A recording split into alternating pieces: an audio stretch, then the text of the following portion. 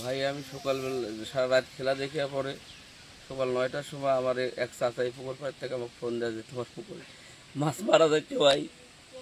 এখন আমি একে দেখি যে মাছ সব চটপট করছে ভাই।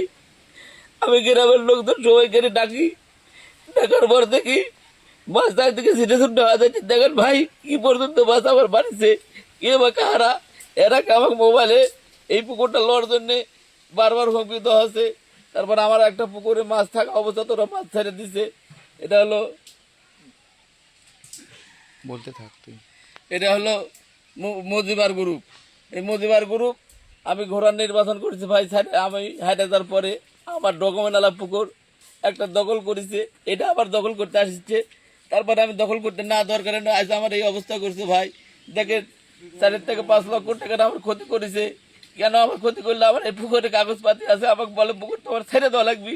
আমি ছেড়ে দেওয়ার কারণে গ্রামের প্রত্যেকটা মানুষকে ডাকিছি, আমার ডকুমেন্ট আছে, আপনারা চা করে দেন, আমি তাই মেনে নেবো। কিন্তু ওরা মানেনি ভাই। আমার এই ক্ষতিপূর্ণ, আমার এই ক্ষতি, আমার যে আমার এমপি আছে, আমার সিংড়াদানা, আমার আনু স্যার নিজে এসে তো তুলে দেখো আমার কি পর্যন্ত ক্ষতি করছে তার লোকজন। কি আমার অপরাধ? আমাকে ঘোড়ার নির্বাচন করার আমার অপরাধ? আমি কি বিএনপি করিনি ভাই? দেখুন ভাই কি অবস্থা করছে, মাছ একটা বাজার বিক্রি করতে পারি নাই। এই গ্রামের 4 ফুটার লোকজন এই মাছগুলা নিয়ে করছে ভাই। আমি আর বলতে পারছি না ভাই।